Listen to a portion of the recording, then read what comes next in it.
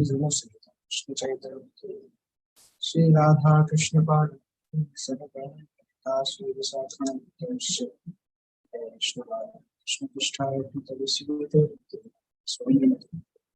नमस्ते सारस्वती देवी गौरवाणी प्रचारिणी Shri Krishna Chaitanya Hare Krishna Krishna Krishna.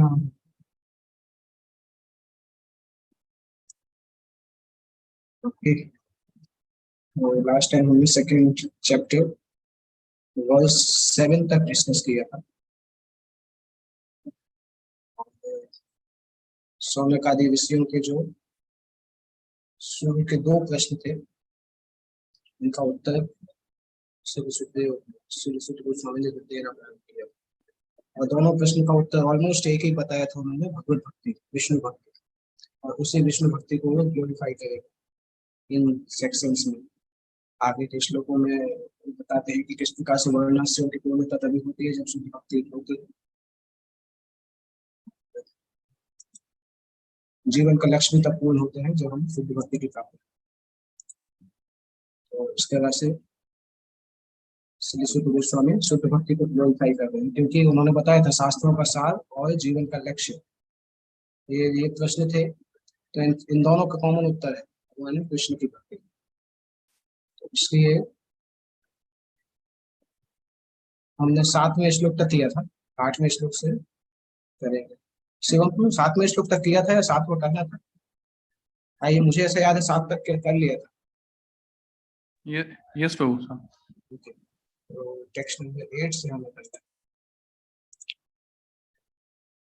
Text number 8वां famous श्लोक है। एक्चुअली दूसरा अध्याय जो है श्री प्रभुपाद के द्वारा इस अध्याय के बहुत सारे श्लोक, बहुत सारे लेक्चर्स में, कन्वर्सेशंस में कोट किए गए, वेरी ऑफन और कॉमनली प्रभुपाद ने इनको कोट किया। तो 8वां श्लोक आप लोगों ने कई बार सुना होगा प्रभुपाद की क्लासेस में, स्कूल की क्लासेस में मेमोराइजिंग इसको श्लोक में आता है। धर्मस्वनुष्ठितः पुंसान् स्वक्षेण तथा सूयः न उत्पादयेत् यद्यपिं श्रम एव हि केवलम्। श्रम एव हि केवलम बहुत फेमस है, जो कि आचार्यों के द्वारा बहुत रेगुलर यूज किया गया। धर्म स्वनुष्ठितः पुंसां विश्वक्सेन कथा। अगर कोई व्यक्ति स्वनुष्ठितः मतलब जिस स्थिति में वो है उस स्थिति के आधार पे, या स्वनुष्ठित का एक और मतलब होता है उसके लिए जो प्रिस्क्राइब ड्यूटी। स्व अनुष्ठित, अनुष्ठित मतलब अप्रूव, स्व मतलब उसके लिए।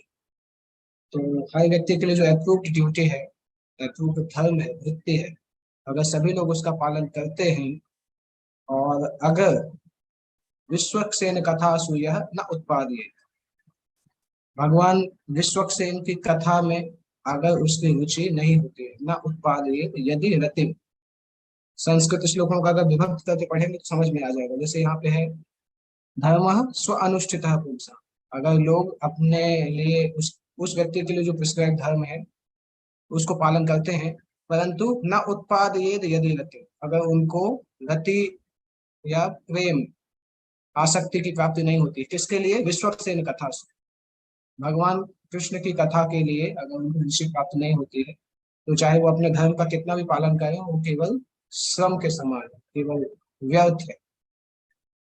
तो इस छोटे से श्लोक में आध्यात्मिक और भौतिक जीवन का सार सामने आ जाता है कि हम जो भी कार्य कर रहे हैं, परंतु अगर उस कार्य करने से भगवान कृष्ण के लिए आसक्ति नहीं बढ़ती है तो वो कार्य अपने आप में एक लेबर के समान, व्यर्थ का लेबर। और जीवन की हर अवस्था में हम देख सकते हैं, प्रभुपाद जी बता रहे हैं अलग अलग ग्रेडेशन के लोग। कुछ लोग भौतिकतावादी जो है, उनके लिए, भौतिकतावादी के लिए तो आध्यात्मिक जीवन कुछ होता नहीं है कि वो उनको स्थूल शरीर सामने दिखाई देता है और इवन अपनी मन बुद्धियों को भी अनुभव नहीं कर पाते। बहुत सारे लोग कंफ्यूज होते हैं मन बुद्धि क्या कहलाता है।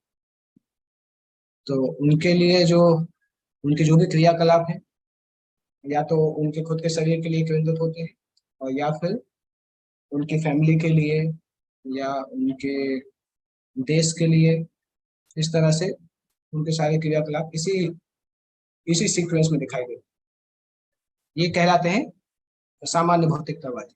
इसके ऊपर आते हैं मान जो लोग मन के स्तर पर होते हैं। मन के स्तर पर जो होते हैं उनका लक्ष्य, उनका एक सिम्टम होता है कि उनका माइंड बहुत एक्टिव होते हैं, बहुत क्रिएटिव होते हैं।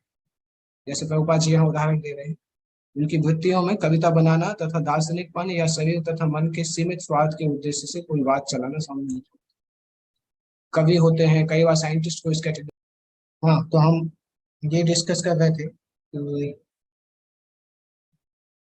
मूर्ख लोगों को ना तो आत्मा की कोई जानकारी होती है, ना कि आत्मा किस प्रकार से शरीर और मन से परे है इसके बारे में पता होता है।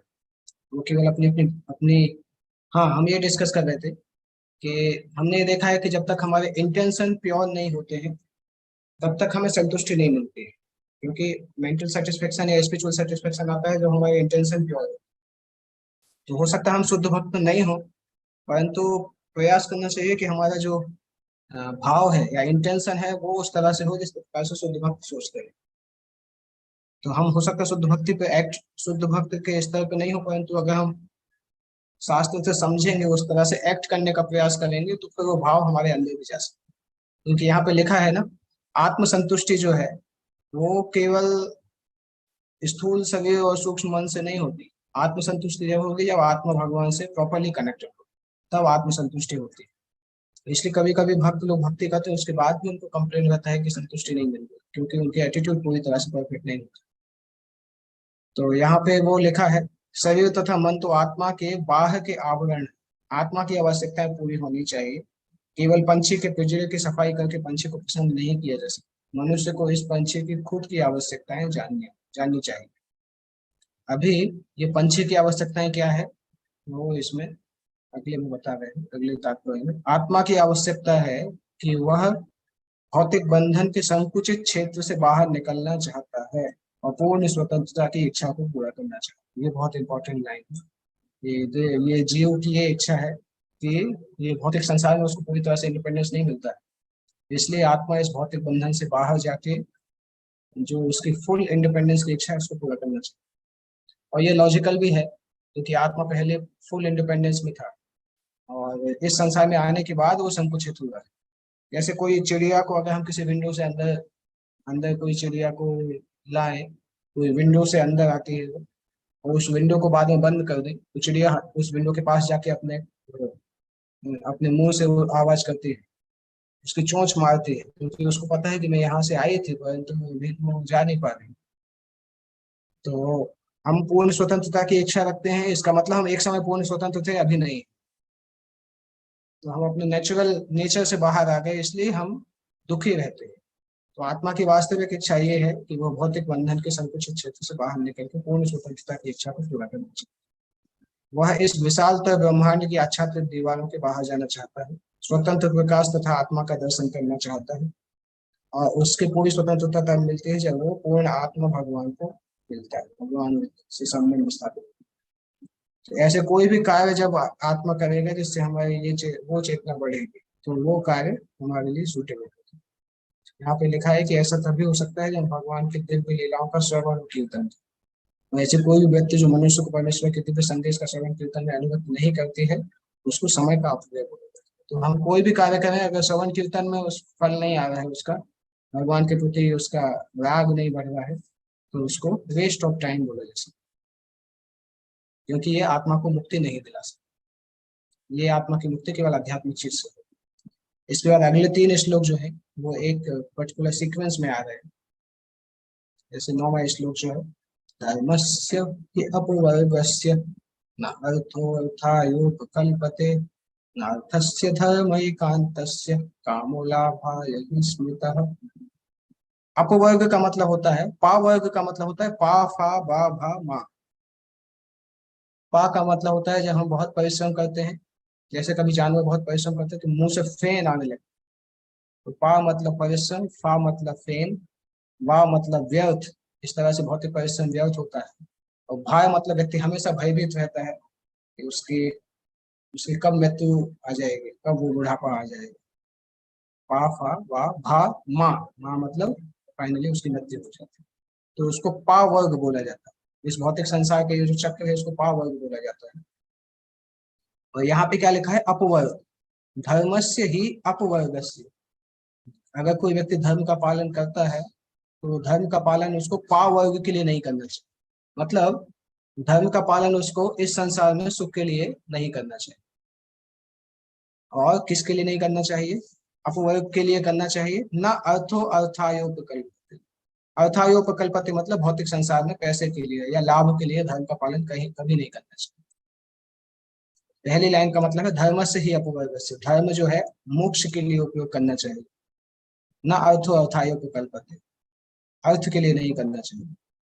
न अर्थस्य धर्म एकांतस्य, और जो अर्थ है, जो धर्म में लगे हुए लोग हैं उनको अर्थ का उपयोग भी काम के लिए नहीं करना चाहिए। फिर से आपको थोड़ा समझाना पड़ेगा इसको। सामान्यतः लोग किस प्रकार से करते हैं? जो हम साइकिल जानते हैं वो साइकिल क्या है? धर्म, धर्म के बाद अर्थ, अर्थ के बाद काम, काम के बाद मोक्ष।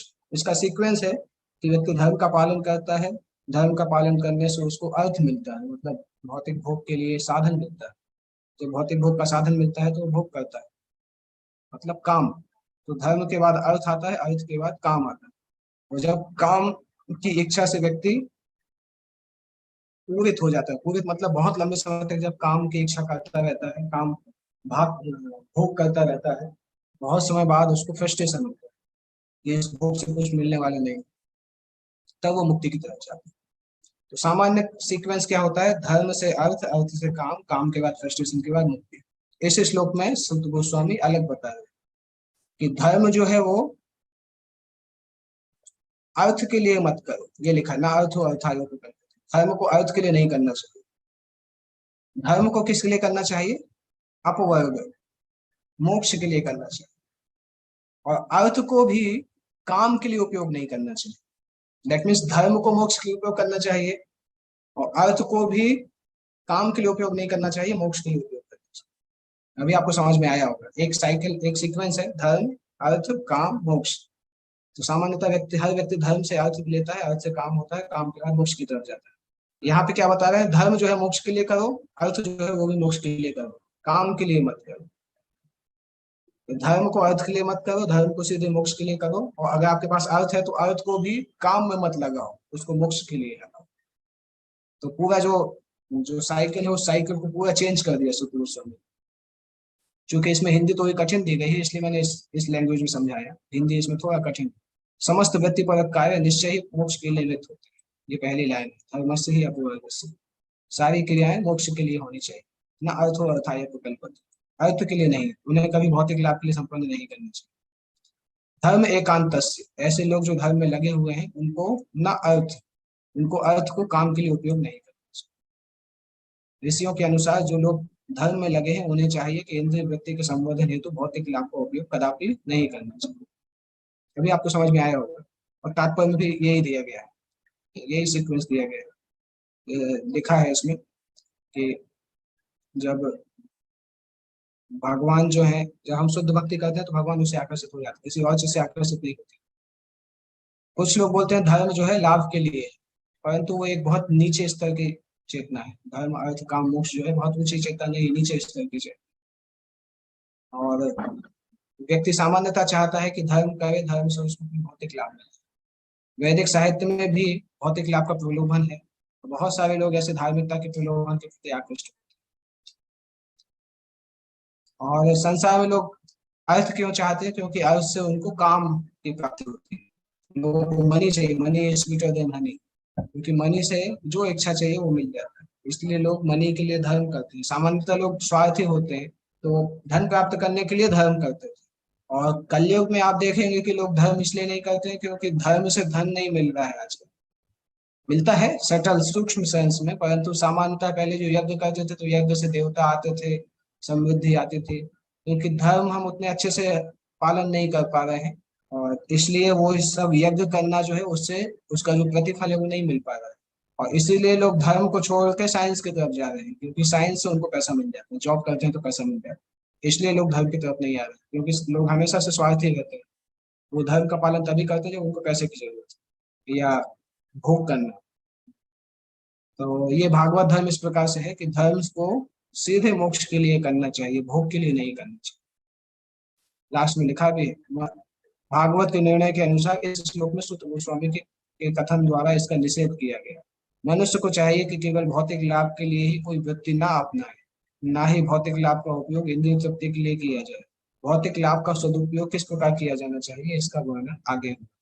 कामस्य नेन्द्रिय प्रीति लाभो जीवेत यावता, जीवस्य तत्व जिज्ञासा नार्थो यश्चेह कर्म भी। अभी पिछले श्लोक में बताया कि धर्म को मोक्ष के लिए करिए, इस श्लोक में उसी को बता रहे हैं। जैसे पिछले श्लोक में यह दिखा था कि जो धर्म में लगे हैं उनको अर्थ काम में उपयोग नहीं करना चाहिए। इस श्लोक में क्या लिखा है, कामस्य न इंद्रिय प्रीति लाभो जीवेत यावत। जीवन की इच्छाएं जो है केवल इंद्रिय प्रीति के लिए नहीं होनी चाहिए। जो इच्छाएं जो है ना काम, ये काम जो है इंद्रियों की संतुष्टि के लिए नहीं लगाना चाहिए, केवल इंद्रिय प्रीति के लिए नहीं लगाना चाहिए। लाभो जीवित यावत, जीवित रहने में जितनी आवश्यकता है उतना लगाना चाहिए। एक होता है नीड, जो कि शरीर की आवश्यकता है, मन की आवश्यकता। तो ये बता रहे हैं कि आप उतने ही भोग करिए जितनी आवश्यकता है, केवल ऐसा नहीं कि भोग के लिए जीवन जिए। जैसे दो सेंटेंस होते हैं अलग अलग। कोई व्यक्ति बोलता है कि मैं जीने के लिए खाता हूँ, और कोई व्यक्ति बोलता है कि मैं खाने के लिए जीता हूँ। दोनों सेंटेंस में अंतर है। पहले व्यक्ति की आवश्यकता है कुछ भोजन, इसलिए वो कुछ भोजन करता है जिससे कि जी सके। दूसरा व्यक्ति लोभी है, वो खाने के लिए ही जीता है, उसके जीवन का लक्ष्य है कि अच्छे से अच्छा खाओ। तो वो दूसरा जो है वो इसमें मना किया गया है कि इंद्रिय तृप्ति के लिए काम नहीं करना चाहिए। जीवे तयावता, स्वस्थ जीवन या आत्म संरक्षण के लिए इच्छाएं करनी चाहिए। क्योंकि एक्चुअल में जो जीव की इच्छाएं हैं वो किस लिए होती है, तत्व जिज्ञासा। आत्मा की इच्छाएं तत्व जिज्ञासा, आध्यात्मिक तत्व की जिज्ञासा के लिए होती है, कभी भी अर्थ के लिए नहीं होती। इसलिए व्यक्ति को कोई ऐसा काम नहीं करना चाहिए जिससे केवल उसको अर्थ प्राप्त हो और भोग प्राप्त हो। अर्थ और भोग जो है केवल उतना आवश्यकता है जितना जीने के लिए आवश्यक, उससे ज्यादा आवश्यकता नहीं। कुछ लोग बोलते हैं कभी कभी, इवन डिवोटीज भी कभी कभी पूछते हैं कि मुझे कितना पैसा कमाए, क्या लिमिट है। इसका सिंपल आंसर है, आपको देखना है कि आपके जीवन में आप कितने से आपका काम चल जाएगा। अगर आप संतुष्टि की बात करेंगे तो कितने भी पैसे से व्यक्ति संतुष्ट होने वाला नहीं है। जो मुकेश अंबानी के पास इतना पैसा है संसार में, परंतु वो संतुष्ट नहीं है। बिल गेट्स और कौन है वो, ट्विटर के मालिक, नहीं, अमेजन के मालिक, जो भी बड़े बड़े लोग हैं, कोई भी संतुष्ट नहीं है। क्योंकि पैसा ऐसा चीज है कि आपके पास जितना होगा आप उतना चाहेंगे। तो हमें ये डिसाइड करना है कि कितनी हमें आवश्यकता है, दैट मच जीवन की इच्छाएं हमारे होनी चाहिए। वो ये इस अनुवाद में लिखा है। और तात्पर्य में फिर आता है इवेंचुअली कि ये संसार गलत तरीके से इंद्रिय तृप्ति की दिशा में अग्रसर है। ऐसी सभ्यता में इंद्रिय तृप्ति चरम लक्ष्य होता है। चाहे राजनीति, समाज सेवा, परोपकार, धर्म और मोक्ष में भी इंद्रिय तृप्ति के रंग की प्रधानता बढ़ती जा रही है।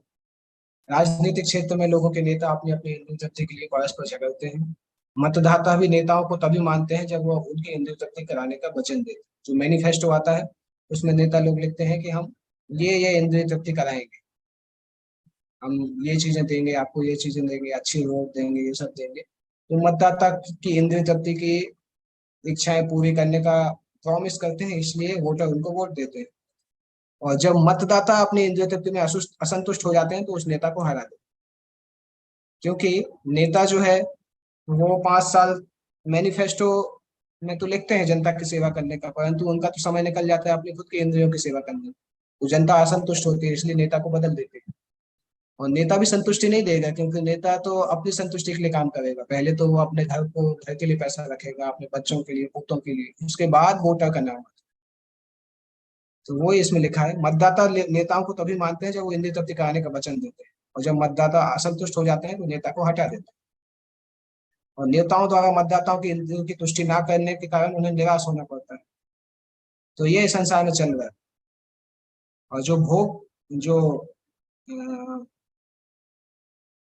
मुक्ति, जो मुमुक्षु भी हैं, मुक्ति की भी इच्छा कर रहे हैं, वो भी इंद्रिय तृप्ति के जाल में फंसे रहते हैं।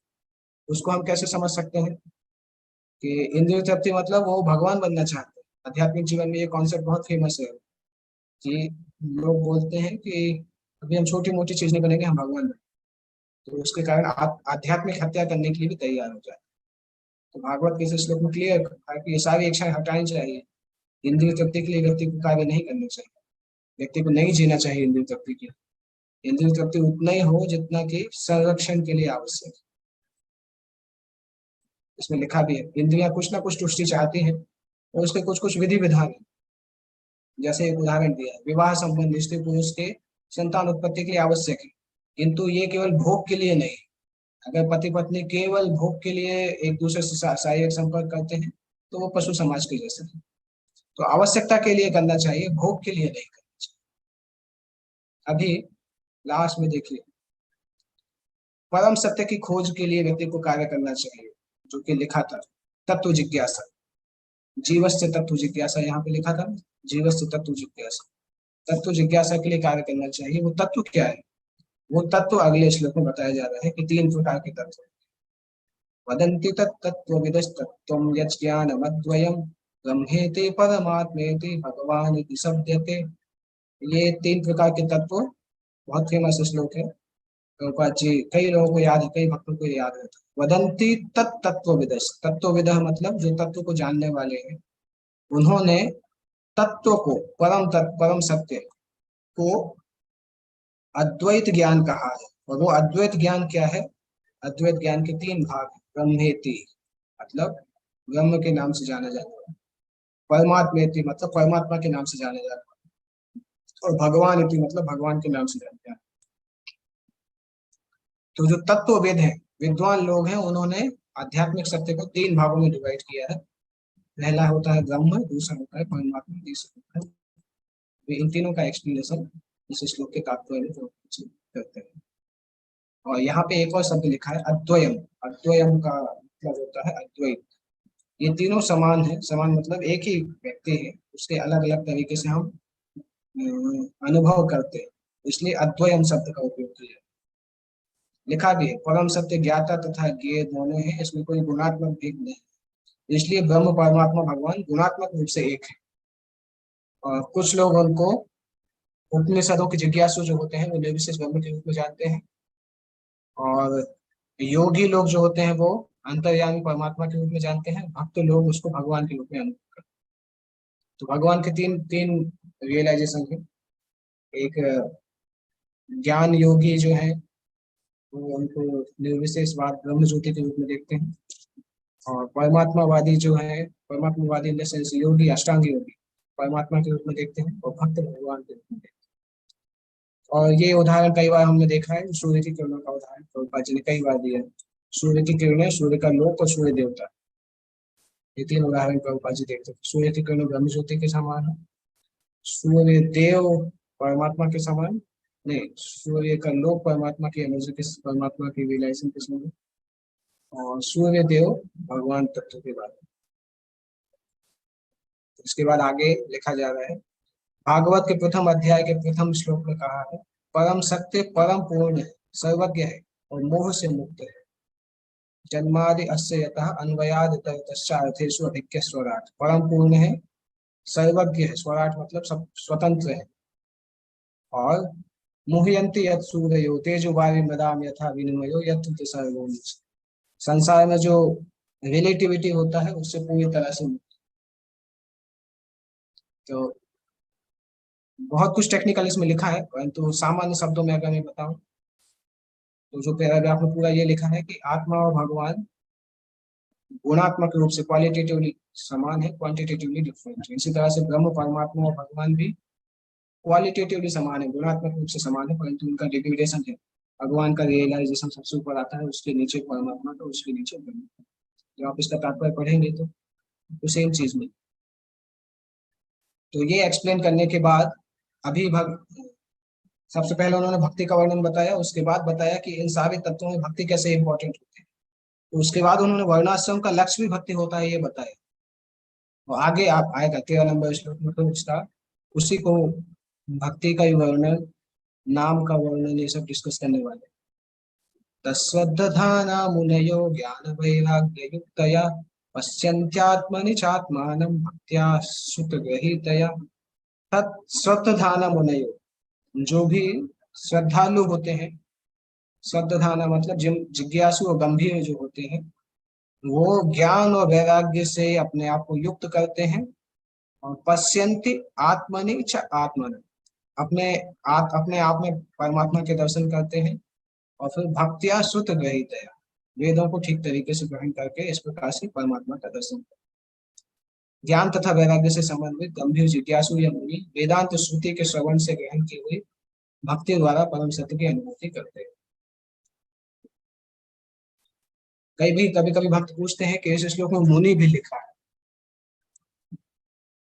तो पश्यन्ति आत्मनि च आत्मानं भी लिखा है, तो ये भक्तों के लिए है कि नहीं। परंतु आप लास्ट में अगर देखेंगे तो लिखा है भक्त्या, मतलब भक्ति के द्वारा शुद्ध ग्रहित है, वेदों को ठीक तरीके से ग्रहण।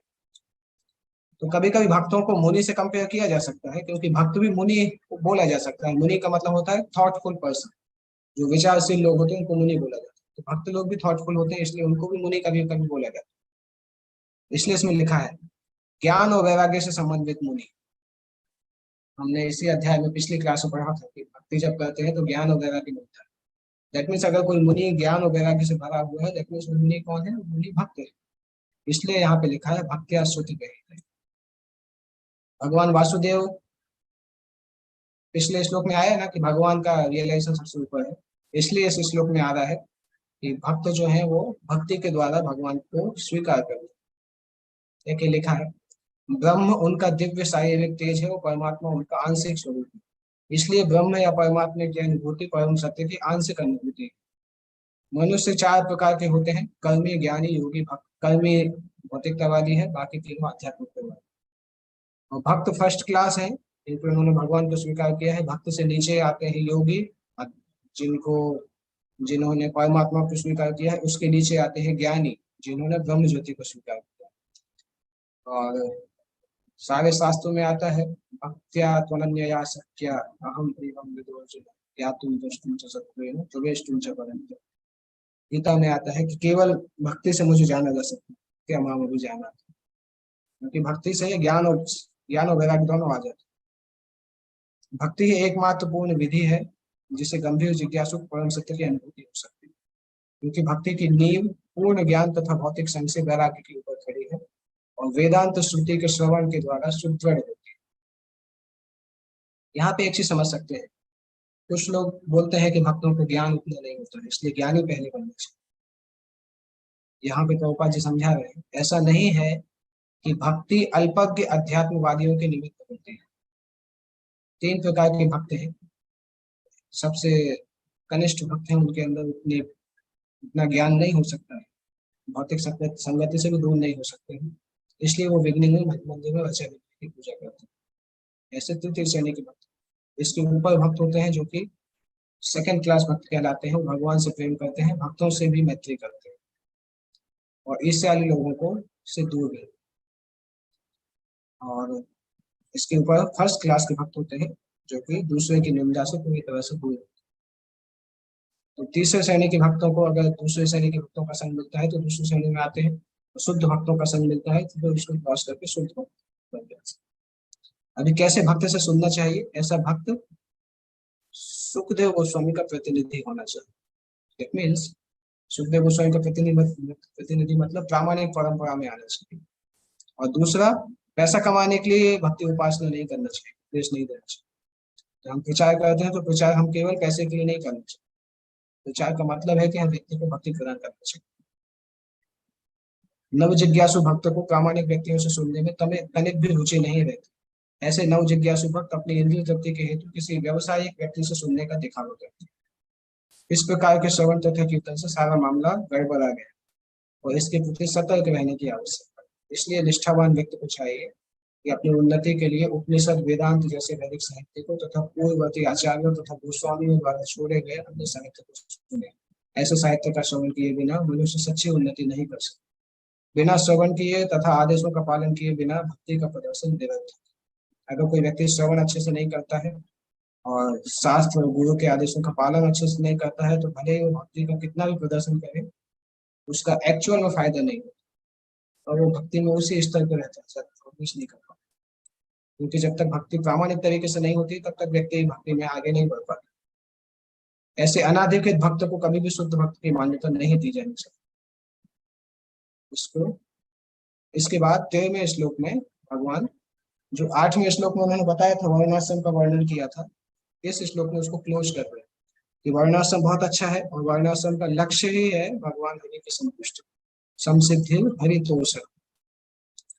अतः पुंभिर्द्विजश्रेष्ठा वर्णाश्रम विभाग स्वनुष्ठिस्तस्य धर्मस्य संसिद्धिर्हरितोषः।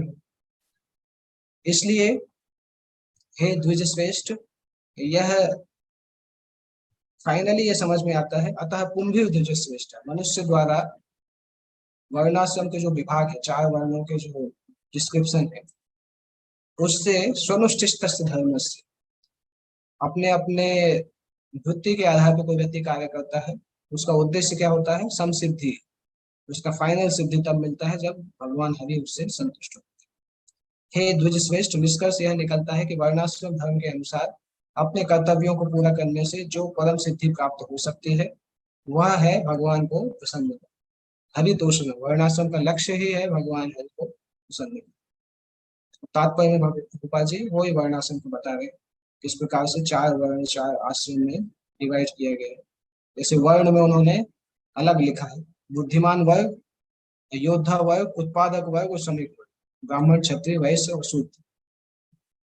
इनकी कई बार ब्राह्मण क्षत्रिय वैश्य शूद्र लिखने से व्यक्ति वो करते हैं, ऑब्जेक्शन करते हैं, इसलिए प्रभुपाद जी ने उसको लिखा है। ब्राह्मण मतलब बुद्धिमान होते हैं, जो कि गाइड करते हैं। क्षत्रिय मतलब एडमिनिस्ट्रेटर, योद्धा, लड़ाई करते हैं जो। उत्पादक मतलब वैश्य, श्रमिक मतलब लेबर, शूद्र। तो ये 4 वर्ण है, इसके अलावा 4 आश्रम।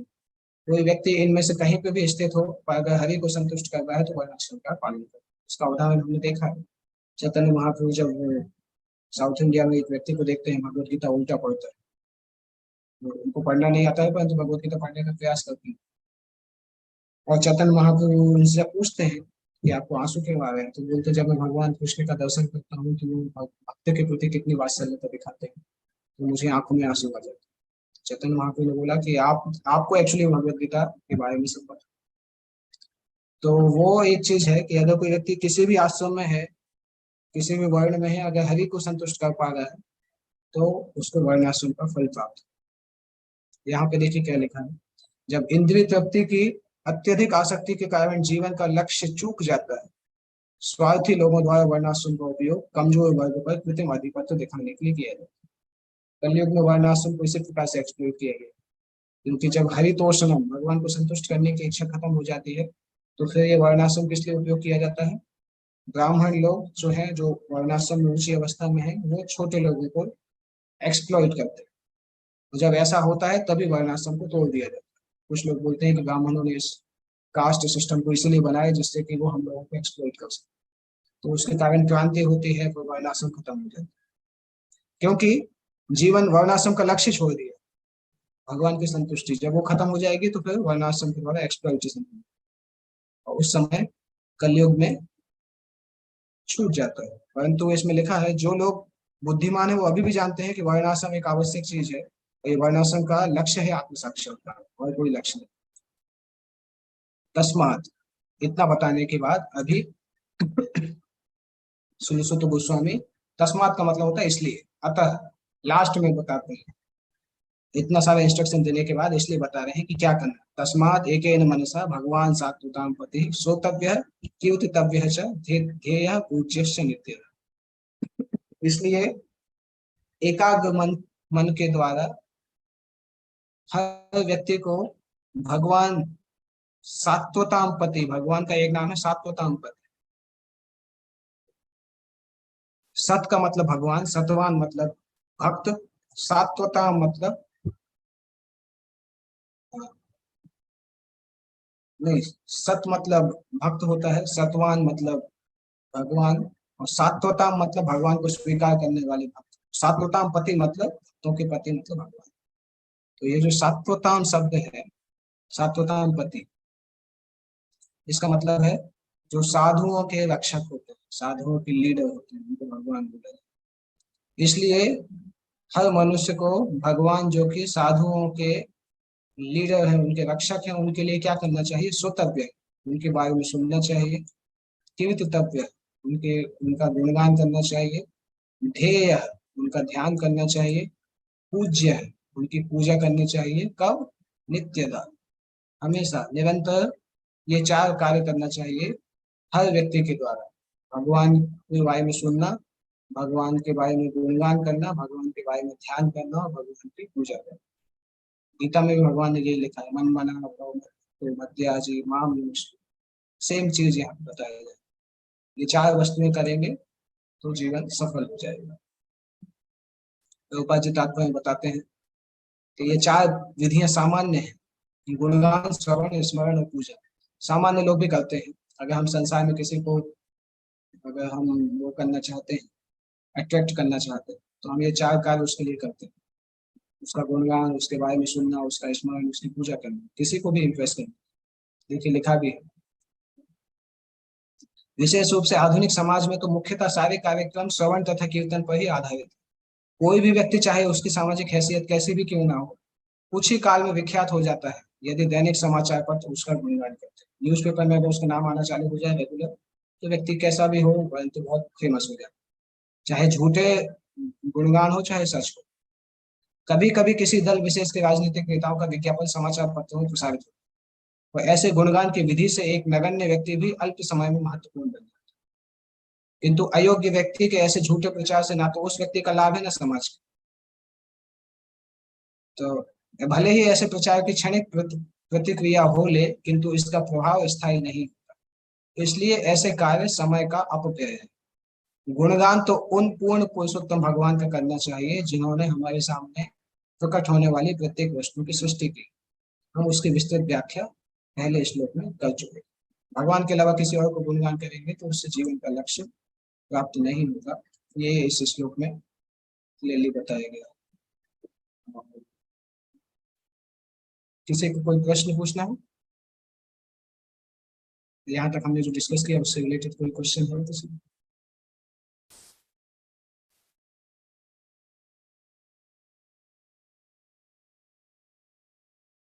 ओके, अगर प्रश्न नहीं है तो हम एक श्लोक कर सकते हैं, टाइम है हमारे पास। 15 श्लोक, क्योंकि 16वें श्लोक से एक नया सेक्शन स्टार्ट हो रहा है, तो मैं सोच रहा हूँ 15 श्लोक तक हम कर लेंगे। 15 श्लोक है, यद अनुध्यासना युक्तः कर्म ग्रंथि निबंधनम छिन्दन्ति कोविदास्तस्य न कुर्यात् तथा गतिम। इस श्लोक में बताया ना मनुष्य का लक्ष्य क्या होना चाहिए। उसके कंटिन्यूएशन में बताया जा रहा है कि जब कोई व्यक्ति ये चार कार्य करता है, श्रोतव्य, कीर्तितव्य, ध्येय, पूज्य, ये चार कार्य करता है तो क्या होता है? यद अनुध्यासना युक्तः कर्म ग्रंथि निबंध छिन्दन्ति।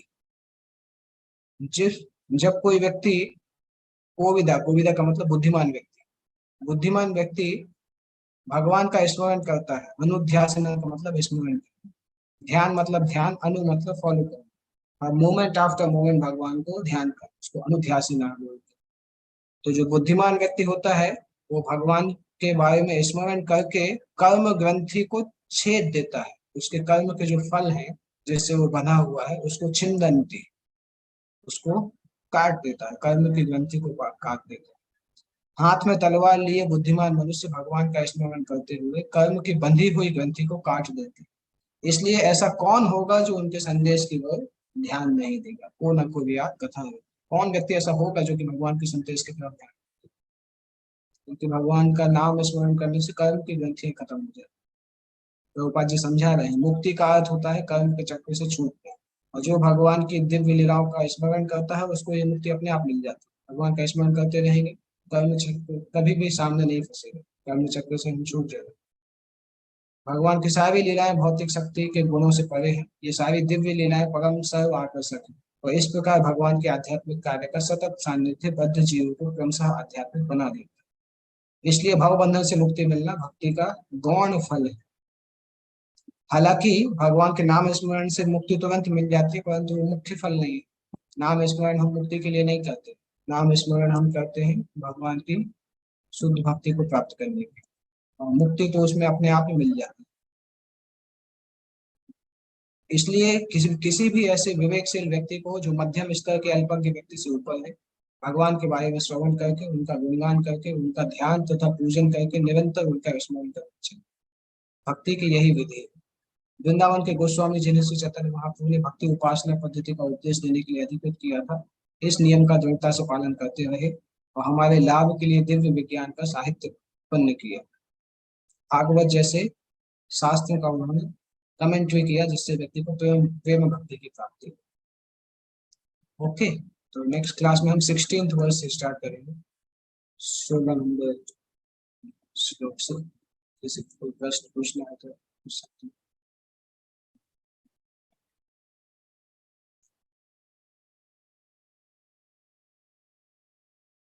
ओके, अगर कोई प्रश्न नहीं है तो हम